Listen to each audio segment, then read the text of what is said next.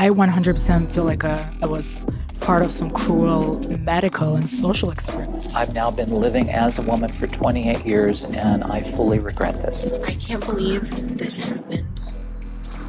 I ruined my life. I'm angry. What's gonna happen to the kids and the youth?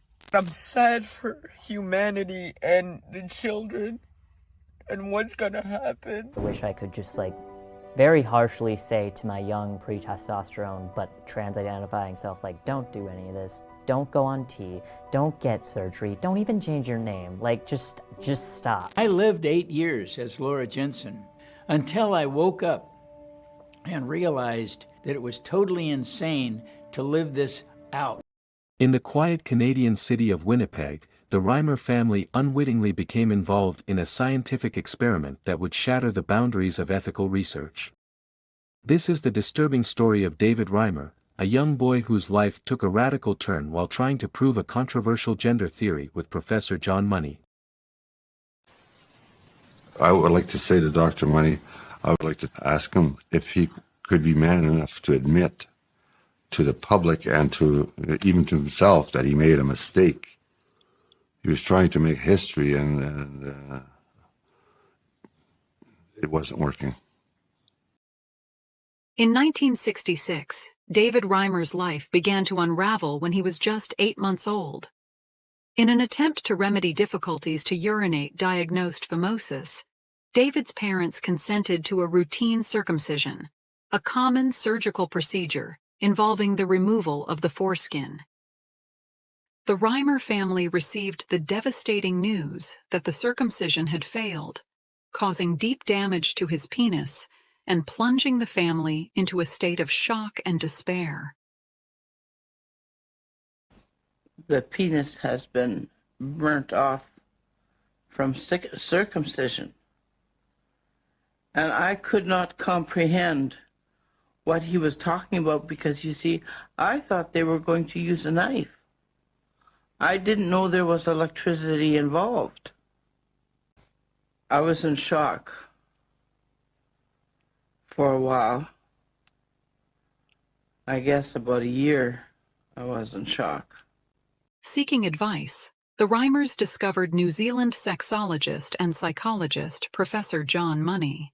It was he who, in 1955, defined gender as the sexual behavior we choose to inhabit, outside our bodily reality, and that sexual identity can be shaped by upbringing rather than nature.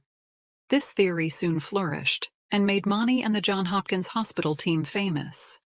However, as early as 1959, research would demonstrate the major role hormones play in gender differentiation. In 1960, the researcher Milton Diamond will publish a series of articles based on his findings challenging the conclusions of John Money. As his theory began to be seriously doubted, John Money receives a letter that could change everything. A letter from Mrs. Reimer. He immediately understands that the case of Bruce and her brother Brian is an opportunity to prove his theories. And we saw the show on TV. We just happened to be watching TV.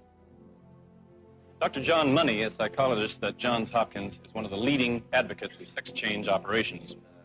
Dr. Money is in the Barefoot tonight with Alvin Davis. Dr. Money, it's still a pretty drastic procedure, isn't it? Well, it's a drastic procedure by your standards and mine, but for the people who are living in desperation, perhaps the best way to understand it is that it seems no more drastic to them than circumcision. Dr. Money was on there, and he was very charismatic. He seemed very highly intelligent and very confident of what he was saying. David's mother, Janet Reimer, met Professor Money in a desperate attempt to find a solution to her son's tragic situation. John Money sees this fatal misadventure as an opportunity to demonstrate in vivo that biological sex is a delusion, an arbitrary force from which education can emancipate. I thought maybe this was a possibility for David to have a gender identity that was definite And so I wrote to him, and he responded very quickly. He was very, very interested. He proposes a radical approach, convincing his parents to raise David as a girl, never to tell him, or his brother, that he was born a boy. The doctor gives the child, renamed Brenda, a hormone treatment and, 14 months later, removes her testicles. Her parents dressed her in dresses, gave her dolls, and spoke to her in feminine tones. He believed that if David were raised as a girl, he could successfully develop a feminine identity. I was told I was a girl. I didn't like dressing like a girl. I didn't like behaving like a girl. I didn't like acting like a girl. I'm not a professor or anything, but you don't wake up one morning deciding that you're a boy or a girl. You just know. I lied to myself. I pretended it was going to work. But when he was 2 years old and I put him in a dress, he tried to rip it off. Then I thought, oh my God, he doesn't want to be a girl. I was so pitifully lonely. And I tried to put makeup on, but I looked like Bozo the Clown. You ever can imagine a guy trying to put makeup on himself? After a while of trying, I just gave up. I said, well, what's the sense of trying? No matter how much I put out an effort, it's never going to work. According to John Colapinto, who published a biography of Reimer in 2001, the sessions with Money included what Money called childhood sexual rehearsal play. Money theorized that reproductive behavior formed the foundation of gender, and that play at thrusting movements and copulation was a key aspect of gender development in all primates. Starting at age 6, according to Brian, the twins were forced to act out sexual acts, with David playing the female role. Money made Reimer get down on all fours, and Brian was forced to come up behind him and place his crotch against his buttocks. On at least one occasion, Money took a photograph of the two children doing these activities. David told us what Dr. Money had done long after we had stopped seeing him. And we were horrified. We thought, how could this happen to children? When either child resisted these activities, Money would get angry. Both Reimer and Brian recall that Money was mild-mannered around their parents, but ill-tempered when alone with them. When they resisted inspecting each other's genitals, Money got very aggressive. Reimer says, "He told me to take my clothes off, and I just did not do it. I just stood there, and he screamed, 'Now!' Louder than that. I thought he was going to give me a whooping, so I took my clothes off and stood there shaking." Money is convinced that he has proved that biological sex can be erased by the inculcation of another gender.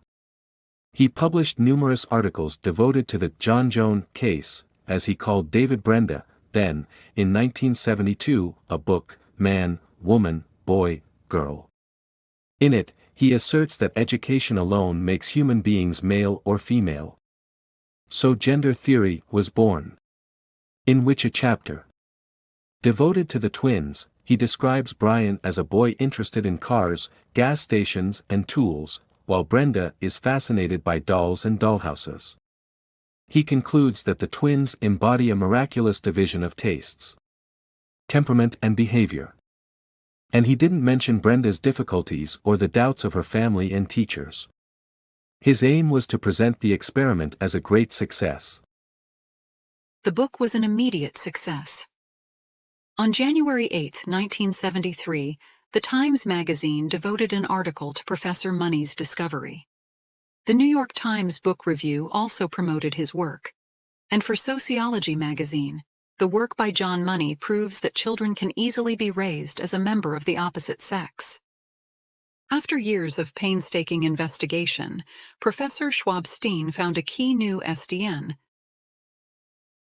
The picture on the left shows that particular SDN in a normal male brain. It seemed clear to Schwab that this cannot be coincidence, that this particular SDN must be important in defining our gender identity. Other preliminary studies seem to suggest that this difference in the brain between men and women happens before birth. And if so, it may be that our gender identity is already so established in the womb that it cannot be overridden by upbringing. I think if we look to the entire set of data, it's clear that we are not born neutral, that our sex differences present already very early in development. At the age of 13, Reimer suffered a suicidal breakdown and told his parents he would kill himself if they made him see money again. Finally, on March 14, 1980, Reimer's parents told him the truth about his sex change on the advice of Reimer's endocrinologist and psychiatrist.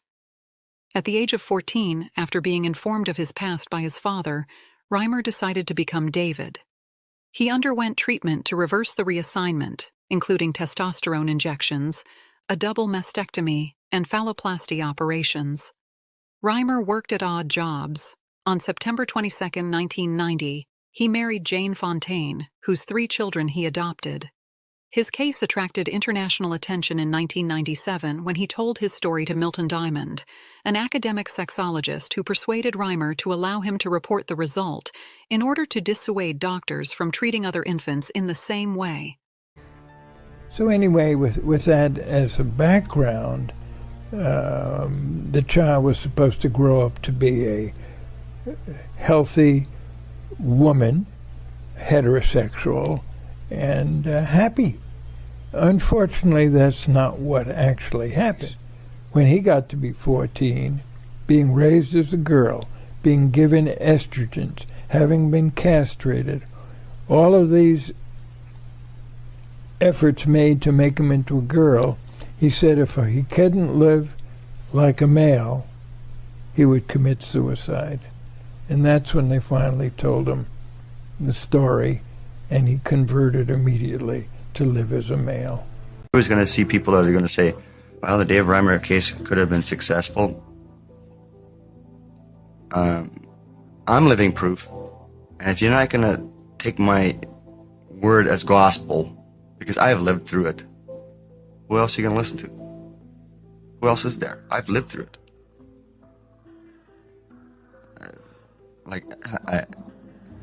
Is it going to take somebody to wind up killing themselves, shooting themselves in the head for people to listen? And I asked, what happened to those people that the experiment had been done on? And he said most of them committed suicide. And I said, I will not allow my son to commit suicide. I will protect him. After the death of his twin brother Brian, who committed suicide in 2002, David sank into depression. He used to visit Brian's grave and lay flowers there. He was very, very close to his brother. And when his brother died, he would go to the gravesite nearly every day, bring flowers, pick weeds, and spend time talking to him. On the morning of May 4, 2004, Reimer pulled into the parking lot of a grocery store in his hometown of Winnipeg and shot himself in the head with a saw-it-off shotgun. Why the police were coming to the door, and I started screaming, no, no, no. My husband came. He told us to sit down. They said they had some bad news. And I knew David was dead. David and Brian are buried in Winnipeg's St. Vital Cemetery. Money makes no mention of this tragic ending. He was so humanitarian. He loved animals, he loved family, and he loved children very much. This terrible experiment is still used today as scientific support for those who claim that you can choose your gender to become male, female, or neutral. They put pressure on parliamentarians and intervene in the media, schools, and even nurseries to indoctrinate our children and impose a non-gender education on them. In recent years, activist groups have stepped up pressure on legislators and educators to mandate the teaching of radical lesbian, gay, bisexual, and transgender, LGBT, ideology in schools. Schools in the US, Canada, France, Sweden, and elsewhere around the world have implemented programs that teach students the unscientific belief that gender is fluid and subjective, and that traditional beliefs about marriage and family are rooted in bigotry, which would lead to changes in public school curricula, promoting radical views on gender and sexuality. Parents in the US and around the world have opposed these changes, asserting their right to raise and educate their children according to their own values and preferences. In addition, many of these parents are concerned that the promotion of gender ideology could lead to an increase in the number of young people suffering from gender dysphoria and seeking transgender medical treatment, with adverse health effects. According to Rhea Jian, these laws force us to adhere to the ideology of identity and deny that we are living organisms characterized, among other things, by sexual dimorphism. This ideology makes reference to an individual's natural sex taboo. This ideology of gender identity goes so far as to assert that we cannot determine whether a newborn baby is a girl or a boy. Liam Morrison, a 12-year-old child from Massachusetts, was expelled from school for wearing a T-shirt with the capitalized words, "There are only two genders." A federal judge ruled that the school was likely within its rights to take such action. Liam's lawyers argue that the censorship of his message by school officials and the school's expression policy on which this censorship is based violate the First and 14th Amendments of the United States Constitution, as it constitutes a form of viewpoint discrimination. This is not about a T-shirt but a public school telling a 7th grade student that he does not have the right to hold an opinion that differs from the school's preferred orthodoxy, said Tyson Langhofer. Public school officials cannot censor Liam's speech by forcing him to remove a shirt stating a scientific fact. This is a blatant violation of the First Amendment. Minors, convinced that they are not in the right body, have been prescribed puberty blockers, hormone inhibitors, which ensure that their bodies will not develop normally. We don't yet know all the long-term impacts of this medication. These are medical experiments encouraged by pharmaceutical companies. All this is being done in the name of gender, which is a social construct whose existence in the brain has never been proven. All this is done in the name of a highly lucrative ideology that encourages appearance, the image projected in society, rather than people's health. And for young people with poor self-esteem, this self-image can seem more important than their health, especially in an age marked by the influence of social networks. The medicalization of minors by the new medical specialty of gender dysphoria is one of the greatest scandals of our time. While they should, on the one hand, tell children and teenagers that it's better to accept their bodies as they are, and on the other, encourage them to express themselves freely and not according to gender stereotypes, the medical and pharmaceutical community instead embraces and promotes the ideology of gender identity. Money was instrumental in setting up a gender identity clinic at Johns Hopkins University in 1966. Today, the number of such clinics is exploding with the transgender craze. Transgender medicine is extremely lucrative, and claims to provide the solution to a problem it helps to create by inserting this doubt into people's minds. If, after examining their soul, people come to the conclusion that they are not in the right body, transgender medicine can propose various interventions that will help them to finally be in the right body, or to affirm their gender. Yet the statistics on suicide rates and alcohol and drug addiction among transgender people are shocking. Trans and non-binary youth face levels of depression and suicide that are much higher than any other group. More than half of trans youth have seriously considered ending their lives, and according Today, we're talking about suicide rates in the transgender community. According to a 2022 state-by-state study from the Trevor Project, 50% of transgender and non-binary youth seriously considered suicide. 16% actually attempted suicide in New York. In New Jersey, 44% seriously considered suicide. 16% attempted suicide. Those numbers are staggering. Good evening. The family of a young transgender teen is speaking out tonight after he took his own life earlier this month. 13-year-old Justin Newell was the target of bullying and is one of 3 young people who've died by suicide in Cape Breton in recent weeks. His aunt says it became clear the island is dealing with a crisis. She's been speaking exclusively with CTV's Kyle Moore. Robert Jensen, writer and former professor of journalism at the University of Texas at Austin, draws parallels between our contemporary inability to accept the limits of our bodies and our inability to see the limits of our natural environment. He explains, "There are limits to our bodies and to the ecosystems of which we are a part. Denial of these limits is one of the greatest threats to the possibility of a continued large-scale human presence on the planet." He adds, "We are organisms living in ecosystems, part of an ecosphere, not separate but part of a larger living world. We should reject the idea that human beings have the right and/or ability to dominate nature."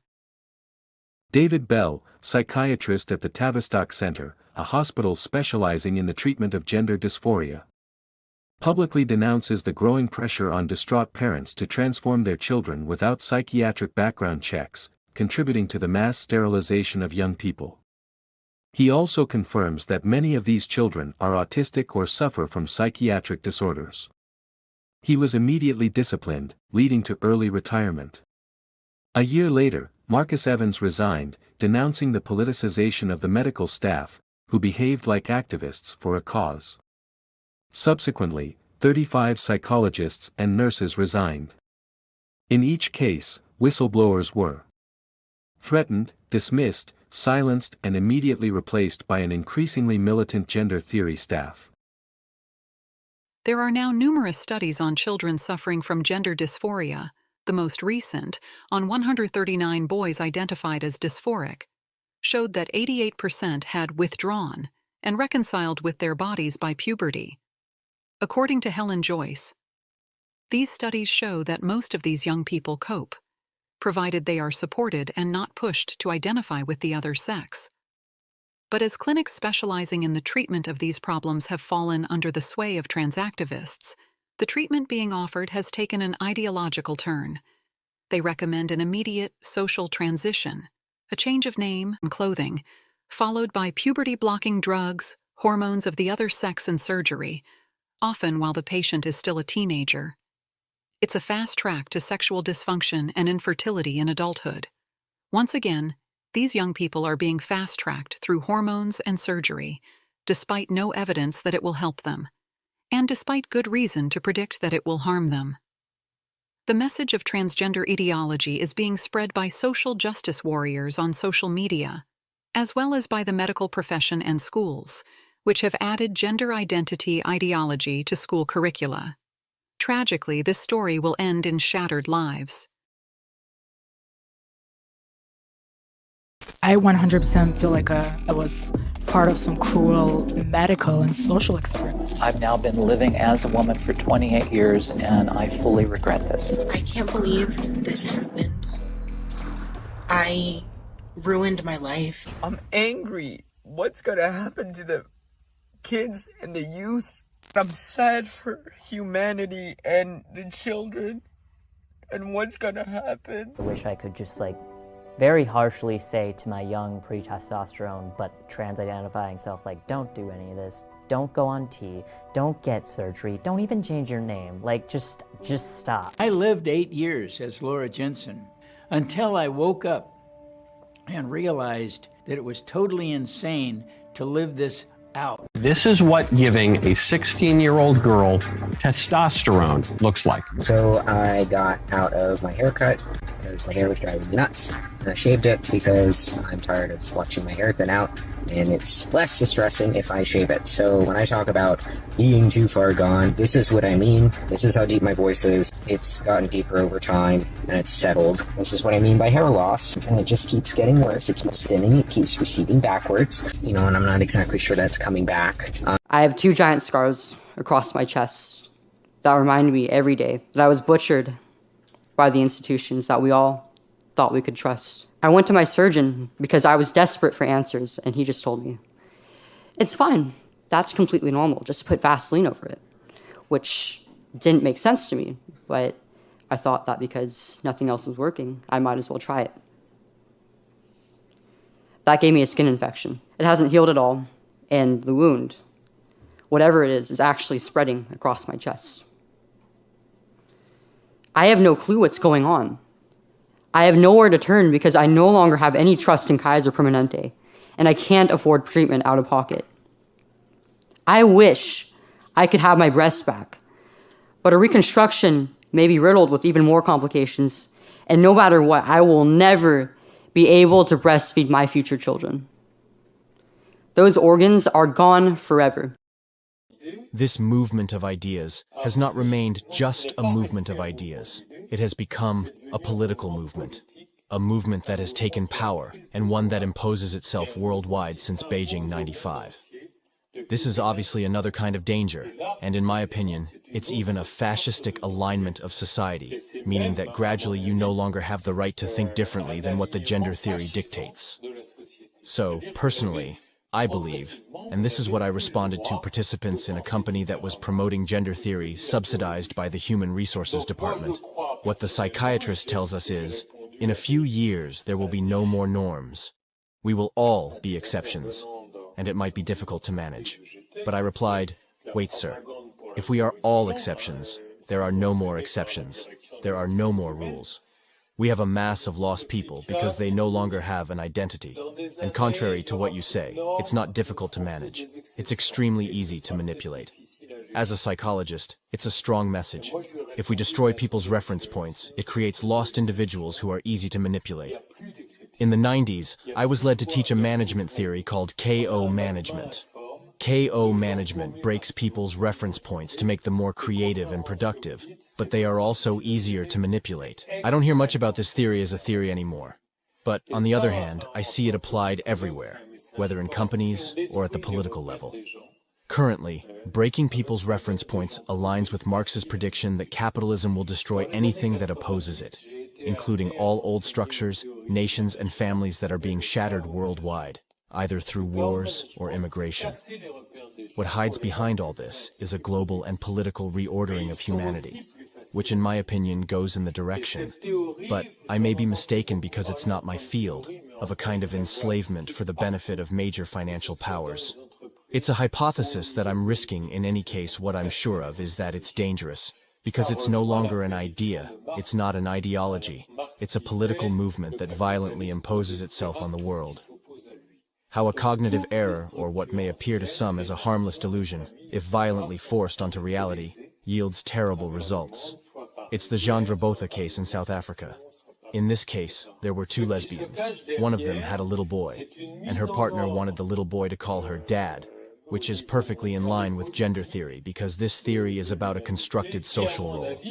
I don't see why the little boy, even if I am a woman, wouldn't want to call me Dad.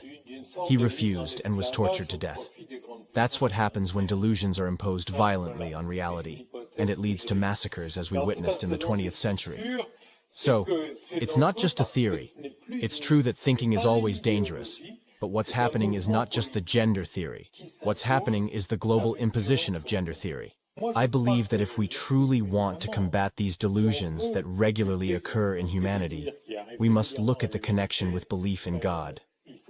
The 2 major fascisms that massacred millions of people in the 20th century were atheistic ideologies, whether it be communism or Nazism. I believe, as they say, that the fear of God is the beginning of wisdom.